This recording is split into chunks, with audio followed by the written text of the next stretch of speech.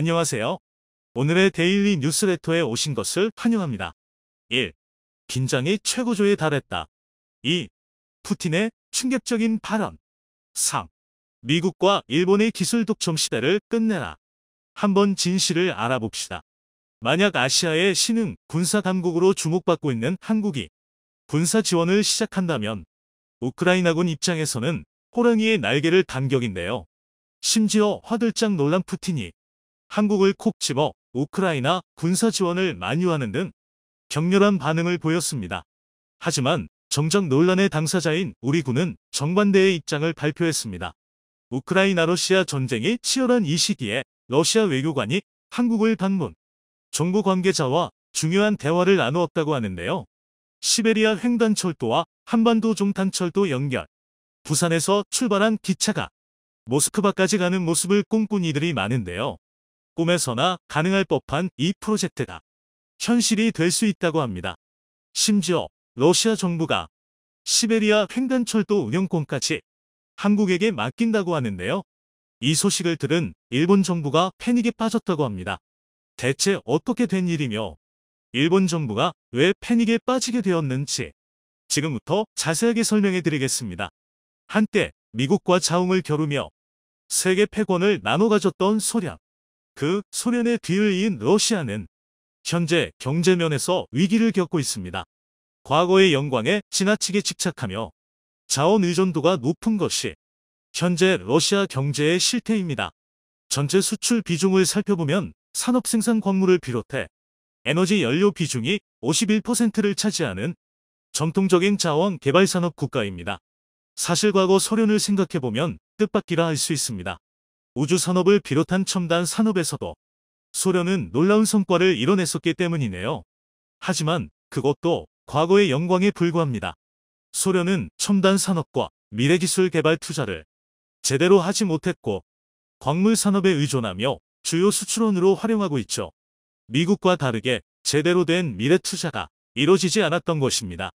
하지만 러시아에 묻혀진 막대한 천연가스 자원은 러시아에게 일정 이상의 부를 안겨주었고 천연가스 의존도가 높은 유럽은 아무리 비싸더라도 러시아 천연가스를 구입했기에 러시아는 자원 수출로 지속적인 이득을 받습니다.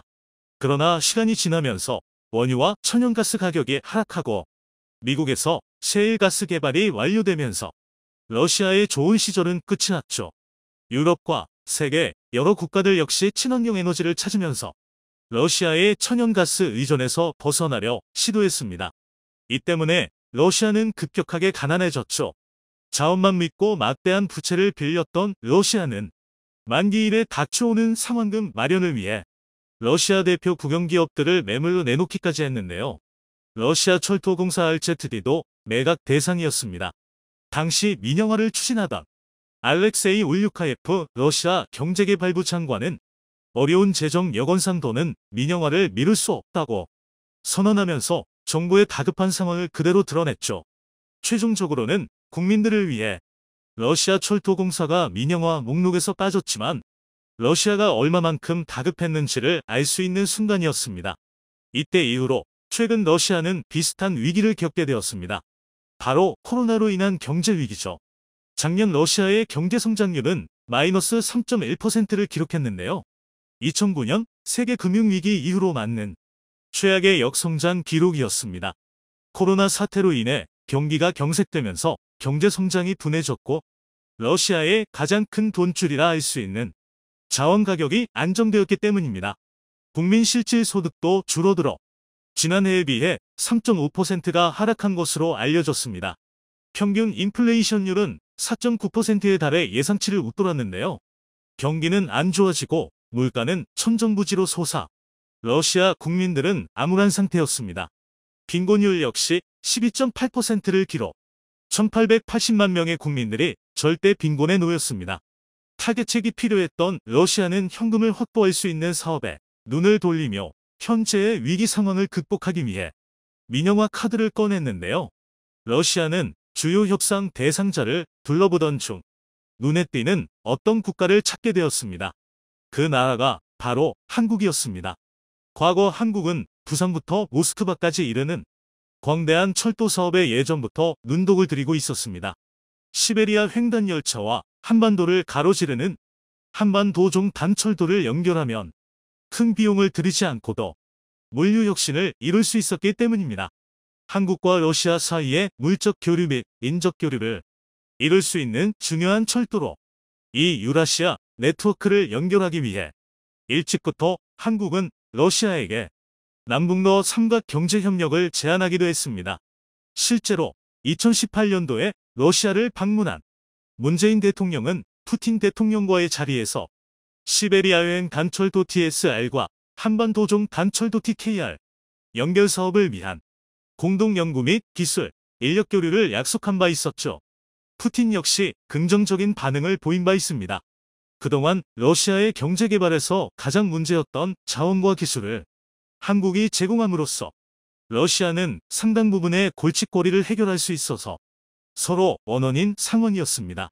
러시아 철도공사 RZD 역시도 한국과의 협력을 바라고 있었죠.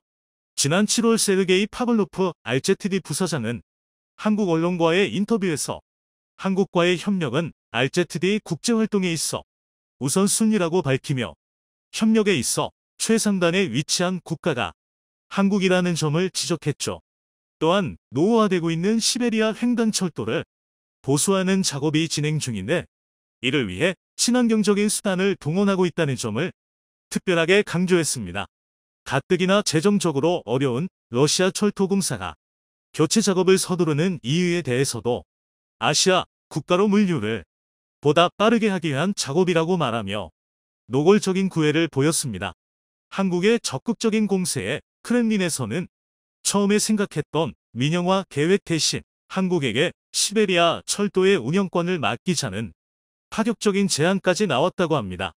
경제적으로 어려운 상황에서 사업을 러시아가 독자적으로 추진하기보다 한국에게 아예 운영을 맡겨 러시아는 이득을 챙기자는 계산인 것이죠.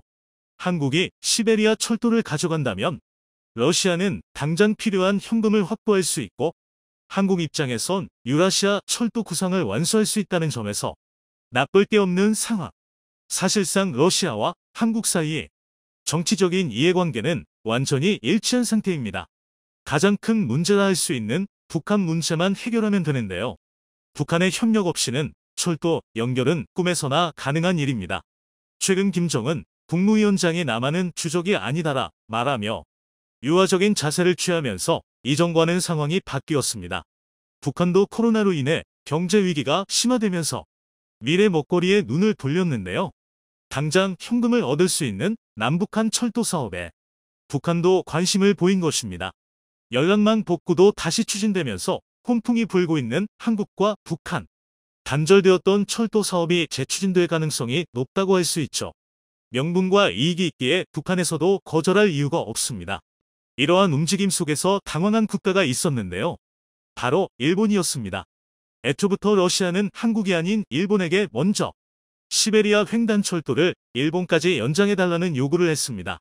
최종 목적지는 한국이 아니라 일본이었던 것이죠.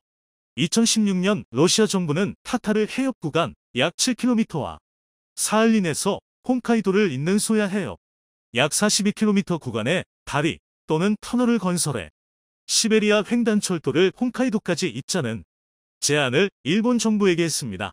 푸틴은 시베리아 철도를 일본 화물로 가득 싣게 되는 일로 이어질 것이라는 기대감 섞인 발언을 하며 일본과의 협력을 바랬습니다. 일본 정부도 검토 중이라며 일견 긍정적인 입장을 러시아에게 보냈었죠. 일본도 지속적으로 한국에게 한 이레저 터널을 요청하면서 연결을 원했던 상황이었는데 뜻밖에도 러시아가 선뜻 철도 연결을 제안하면서 굴러들어온 복을 잡았었죠. 그러나 이 프로젝트는 최종적으로 좌초되고 말았습니다. 바로 쿠릴 열도 분쟁으로 인해 러일 관계가 악화되었기 때문이죠.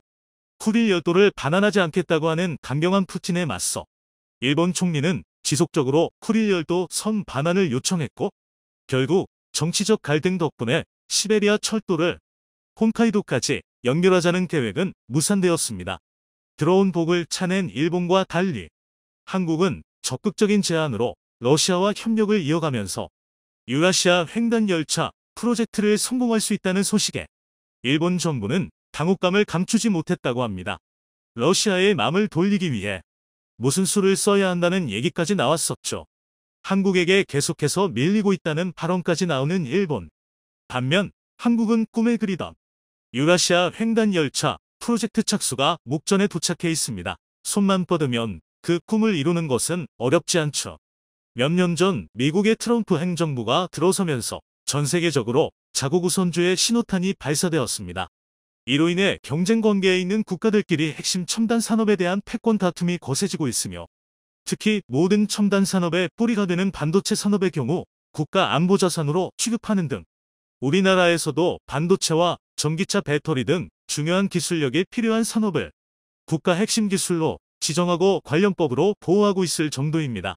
그런데 여기에 코로나 상황이 겹치면서 국가 경제에 필수적인 핵심 첨단 산업의 공급망 위기가 찾아왔고, 러시아 우크라이나 상황으로 글로벌한 에너지 위기가 촉발되면서 단순히 기술력만 키우면 될 줄 알았던 첨단 산업의 공급망이라는 새로운 요인이 주목받기 시작했습니다.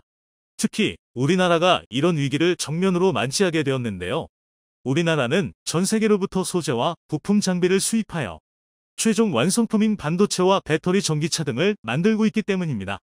지난 수십 년 동안 별다른 공급망 관리가 없어도 완제품 생산에 무리가 없었지만, 최근엔 핵심 중간재에 대한 해외 의존도와 상당수 장비와 기술력 역시 해외에 의존하던 것이 알려지며 세계 시장을 주름잡던 국내 기업들의 약점이 드러나기 시작했습니다. 특히 그 중심엔 적게는 수십 년, 많게는 100년 가까운 역사를 지닌 미국과 일본, 독일 등 전통적인 소재 장비 강국이 있었습니다. 하지만 최근 공급망과 원천 기술의 중요성을 확인한 한국 기업들이 세계 역사상 유례없는 속도로 공격적이게 관련 기술을 확보하고 있는 상황이며, 단기간에 확보가 어려운 기술의 경우는 원천 기술을 보유한 회사를 수천억을 들여 인수합병을 하면서까지 기술력 확보에 진심인 상황입니다. 이에 우리나라 산업부에서는 국가 핵심 전략기술을 150개로 증가시키면서 자신감을 드러내고 있습니다. 해당 전략기술 분야에서 우리가 경쟁 우위에 있는 국가들은 미국, 일본, 독일 등 기존의 원천 기술 강국이 대개 포함되어 있다고 알려졌습니다. 이제 와서 원천 기술을 확보하기 시작한 한국이 수십 년에서 100년 동안 기술 개발에만 몰두하고 수십 명의 노벨상 수상자를 배출시킨 국가들을 상대로 기술 확보 경쟁에서 승리하고 있는 상황을 자세히 알아보겠습니다. 현재 전 세계에서 가장 진보한 기술의 반도체는 지난 6월 삼성에서 양산에 성공한 3나노 반도체입니다. 반도체는 나노 숫자가 줄어들수록 미세하고 정밀하며 단위 면적당 생산량이 증가하는 데다 성능도 증가합니다. 반면 전력 소모는 감소하기에 발열도 줄어드는 장점이 있습니다.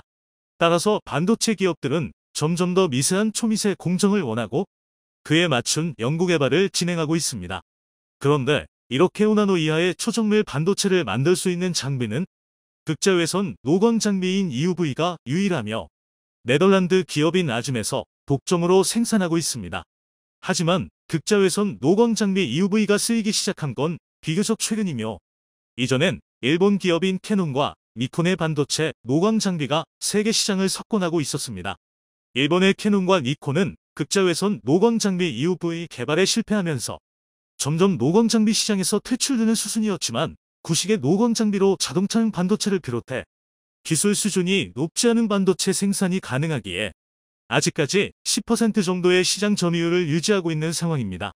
일본의 노광 장비 역사가 찬란했던 만큼 그에 필요한 소재 산업 역시 굉장히 발달했습니다.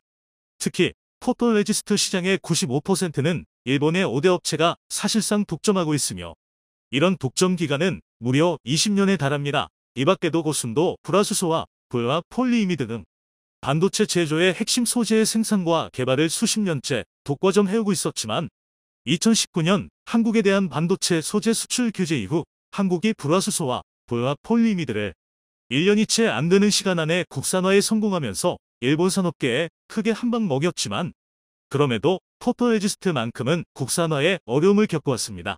그런데 최근 한국 기업이 일본이 95% 독과점하던 포토레지스트 국산화에 성공하면서 최근엔 EUV용 포토레지스트까지 국산화를 앞두고 있는 상황입니다. 결과적으로 한국은 일본이 수십 년간 독차지하던 반도체 소재 주력 3대 분야를 전부 국산화시키면서 자립해 나셨는데요. 이 배경엔 국내 기업들의 상상을 초월하는 노력이 있었습니다. 특히 이번 포토레지스트 국산화를 성공시킨 동진세미캠은 삼성전자와 적극적인 협력 관계를 맺고 있었고, 삼성전자는 동진세미캠 지분 일부를 인수하는 등 소부장 분야 경쟁력을 강화하고 있습니다. 이렇게 3년이 채 안 걸리는 노력으로 일본이 수십 년간 독점하던 시장을 완전히 뒤집어 일본 산업계에게 큰 충격을 주고 있습니다. 하지만 모든 기술을 자체 개발 국산화하기란 현실적으로 어렵기에 삼성을 비롯한 국내 대기업들은 해외 원천 기술 보유 업체들을 공격적으로 인수합병하고 있습니다. 현금 보유량만 150조 원에 달하는 삼성 측은 독일과 네덜란드 그리고 이스라엘의 원천 기술을 보유한 기업들을 합병하며 반도체 사업뿐만 아니라 디스플레이 그리고 배터리까지 첨단 산업 전역력에서 쓰이게 될 원천 기술들을 차곡차곡 모아가고 있습니다. 특히 삼성이 인수합병한 이스라엘의 광학 장비 기업인 코어 포토닉스의 원천 기술로 시가총액 세계 1위인 공룡기업 애플에게 카메라 관련한 특허 분쟁에서 승소했습니다. 이어서 삼성전자의 갤럭시 스마트폰과 TV용 패널에 탑재되는 올레드 디스플레이에서 핵심 기술을 보유한 독일 기업 노벌드를 인수해 전자기기와 자동차 부품 등 삼성의 계열사 모든 사업 분야에 적용되는 올레드 기술력을 얻었습니다. 이 밖에도 차량용 반도체 기업인 NXP와 인피니온 그리고 ST마이크로 일렉트로닉스는 각각 네덜란드와 독일 스위스에 위치해 있으며 삼성전자의 유력 인수합병 대상 후보입니다. 불과 얼마 전까진 반도체 생산에 필요한 소재 위주로 기술력 확보에 나서던 삼성은 국내 중견기업을 적극 지원하며 소재 국산화에 성공시키더니 이제는 소재를 넘어 원천 핵심 기술과 자동차와 디스플레이 그리고 배터리에 특화된 반도체 핵심 기업들을 합병하려는 상황입니다. 한국의 이런 행보에 일본의 반도체 AI 관련 기업들이 혀를 내두르고 있는 상황인데, 이런 충격이 가시기도 전에 삼성은 자체적인 노광 장비의 테스트를 성공적으로 마쳤다는 소식을 전해왔습니다. 네덜란드 아즈미 90%, 일본의 캐논이 10%를 차지하고 있는 노광 장비 시장에서도 드디어 삼성이 움직이고 있다는 것입니다. 삼성이 이번에 테스트한 장비는 불화 아르곤 이머전용 장비로서 업계 관계자들은 이번 테스트를 통과하기 위해 상당히 오랜 기간 동안 침착하게 준비해 온 것으로 보인다며 2023년 중으로 자체적인 노광 장비를 이용한 반도체 양산이 이루어질 것이라 내다봤습니다. 노광 장비 개발에 첫삽을 뗀 우리 기업이 반도체 미세 공정에 필수적인 EUV까지 완성시킨다면 최종적인 반도체 완성품을 만들기 위한 모든 과정을 원스톱으로 진행할 수 있습니다. 지금은 반도체 생산 장비는 네덜란드에서 오고 최근에서야 상당 부분 국산화에 성공했지만 얼마 전까지 소재는 일본에서 공급받아 최종적인 결과물만 한국에서 생산해왔는데, 반도체에 필요한 원스톱 수직 계열화를 완성시킨다면 반도체 장비와 소재 그리고 최종 완성품까지 모든 것을 국내 기술로 해결할 수 있게 됩니다. 사실 이런 식의 사업 영역 확장은 삼성처럼 최종 단계에 위치한 기업들만이 가능합니다. 삼성은 가장 난이도가 어려운 반도체 완성품을 생산하며 장비업체와 소재업체의 고객으로 있기에 마음만 먹으면 이 두 가지를 만들어내는 것은 시간이 좀 걸리더라도 충분히 가능한 일입니다. 하지만 소재업체와 장비업체가 최종 완성 반도체를 만든다는 것은 사실상 불가능에 가까운 일입니다. 이렇게 한국이 단기간에 기술을 완성시키는 모습을 보이자 일본에서는 크게 당황하고 있습니다. 자신들이 수십 년간 갈고 닦은 기술력을 적게는 수개월에서 길게는 3년 안에 완성시키고 국산화에 성공했는데, 이제는 수출 규제는 우습다는 듯이 장비를 새로 딱 맞춰 개발해내고 글로벌 인수합병에 나서면서 완전히 노는 물이 달라졌다는 것입니다. 이렇게 되면 일본 기업으로서는 더욱 큰 위기 상황에 직면한 것과 다름없습니다. 애초에 삼성처럼 공룡기업의 소재를 납품하면서 막대한 매출을 올릴 수 있는 기회가 있었지만 수출 규제와 공급망 위기를 겪은 한국에서 직접 소재와 장비 생산에 뛰어들겠다는 선언은 그동안 일본의 수십 년 된 밥그릇을 한국이 기술력으로 가져가겠다는 뜻이기도 합니다. 게다가 삼성이 공격적으로 다른 회사를 사들이면서 해당 회사에서 일본이 독과점하던 소재나 부품 사용의 비중을 줄이는 것도 예정된 수순입니다. 가뜩이나 국산화에 많은 투자를 해왔는데 기껏 개발한 국산 소재를 안 쓰고 언제 공급이 끊길지 모르는 일본의 소재를 쓸 이유가 없다는 것입니다. 그런데 한국의 이런 기술 중심 행보에 미국도 크게 놀라면서 한국에 투자를 결정했습니다.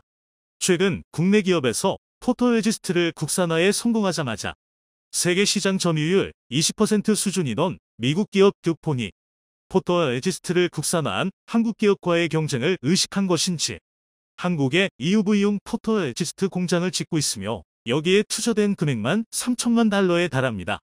한국이 세계에서 가장 많은 포토레지스트를 소비하는 국가이기 때문에 최대 고객을 놓칠 수 없는 듀폰의 한국 투자는 합리적인 결정처럼 보입니다.